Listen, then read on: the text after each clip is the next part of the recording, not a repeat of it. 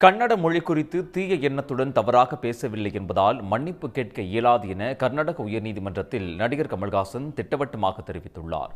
மன்னிப்பு கேட்க வேண்டும் என நீதிபதி மீண்டும் மீண்டும் வலியுறுத்திய நிலையில் தக் லைஃப் படத்தின் வெளியீட்டையே கர்நாடகத்தில் ஒத்திவைப்பதாக கமல் அறிவித்துள்ளார்.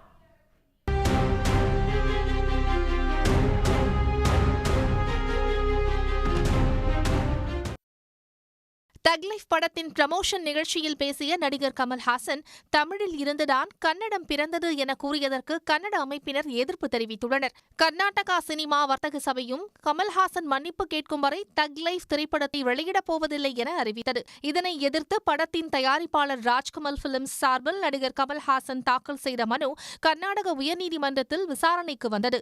வழக்கை விசாரித்த நீதிபதி நாகபிரசன்னா, தனது பேச்சுக்காக கமல் மன்னிப்பு கேட்டுவிட்டால் அனைத்து பிரச்சினைகளும் தீர்ந்துவிடும் என்றார். ஆனால் இதனை ஏற்க மறுத்த கமல்ஹாசன் தரப்பு வழக்கறிஞர் சின்னப்பா, தீய எண்ணத்துடன் கன்னட மொழி குறித்து தவறாக எதுவும் பேசவில்லை என்பதால் மன்னிப்பு கேட்க முடியாது என திட்டவட்டமாக தெரிவித்தார். கன்னட நடிகர் சிவராஜ்குமாரை குறிப்பிட்டு தனிப்பட்ட முறையில் பேசிய பேச்சு தவறாக புரிந்து கொள்ளப்பட்டதற்காக எப்படி மன்னிப்பு கேட்க முடியும் என்றும் கமல் தரப்பு வழக்கறிஞர் கேள்வி எழுப்பினார்.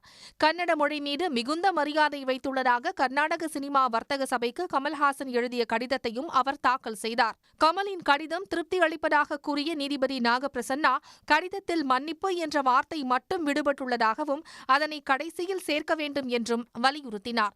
ஆனால் கெட்ட எண்ணத்துடன் பேசாததால் மன்னிப்பு கேட்க வேண்டிய கட்டாயம் இல்லை என்பதில் கமல் உறுதியுடன் உள்ளதாக அவரது வழக்கறிஞர் பதிலளித்தார்.